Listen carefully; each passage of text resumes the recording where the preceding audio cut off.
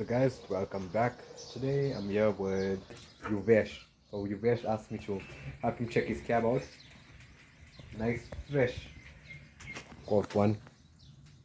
But the car had no spark, been parked for a week. Other mechanics checked the vehicle out and yeah, they checked the car out and I don't know why they couldn't figure it out. It was something small, but I'm going to show you how we diagnose the problem and sort it out, because I got spark in the car with a different coil, but instead of cranking one way and killing the battery, I did some other tests which I'm going to show you in this video, and we're going to get it started because it didn't start for a while. The coil, he said he had it on the vehicle, but when the car had no spark, that's when he thought it was coil and he replaced it. So if you're looking at the coil, remember I was explaining, you have your minus, which is 1, you have your plus, and you have 15. So I'm just going to hook this up and do the test. I'm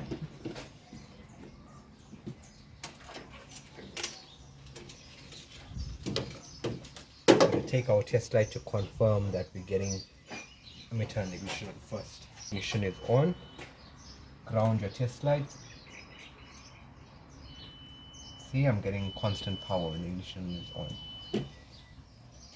Then I'm going to show you, I'm going to use the ground on the negative side, and can you see that there's no ground here? There's no ground on your minus. You know, we put a ground wire there, but there's no ground in it. That is why we're not getting the test light to light up. The ground only happens when the distributor spins. Every time it spins, it sends a ground signal through the center wire on the distributor lug. Every time it grounds, the coil will fire. So I'm going to simulate that now. We have that there. And then take my spark plug, make sure the spark plug is hitting ground. Remember, ignition is on. Take a normal long wire, any cord that you have lying around, you're going to hit it onto ground. And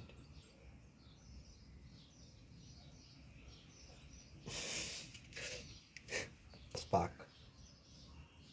So we have two dead coils. So the customer had the issue with this coil here.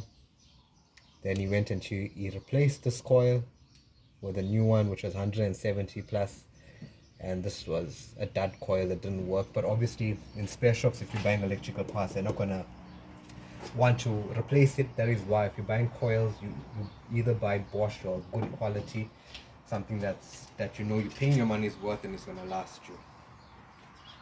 Pause it. Right, so you guys could see I put my coil back.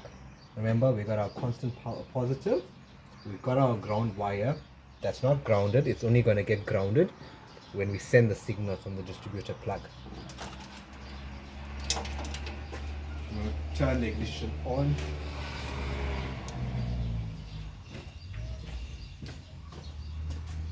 Take your spark plug wire, the lead, plug it in, make sure that it's grounded.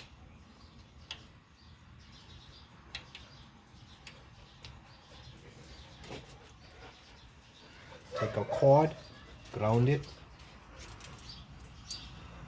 Okay. Need to ground it. Yeah.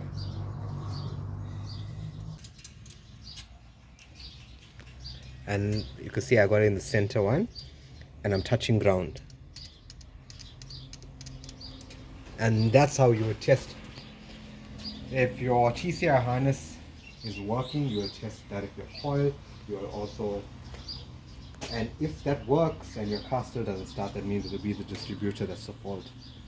But so far everything's looking good here. We're going to just put the spark plug leads and everything back, put the distributor back with the cap. And I even noticed on the cap, this is broken, which is not good. Your cap needs to be in perfect condition, but the car will start. But don't use a cap that's worn out, and make sure that it's clean inside. Okay, the coil is connected. Put the leads back, and we'll first start and see if the car takes.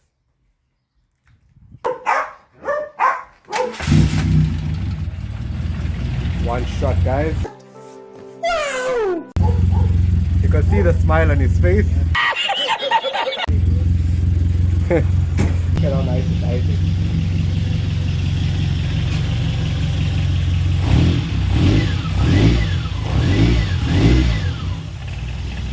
So now what I'm going to do, I'm going to just mount this new coil back on there, and the car is ready to go. And this car looks quite nice.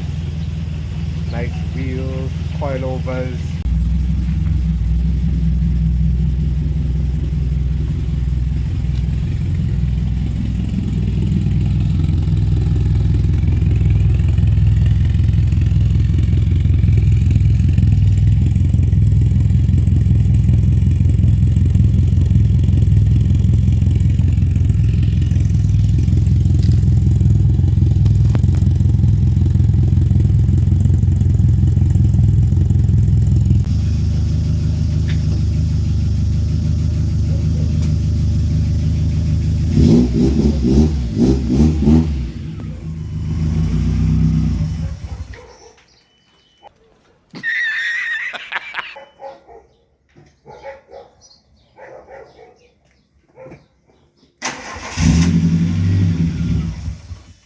What's that?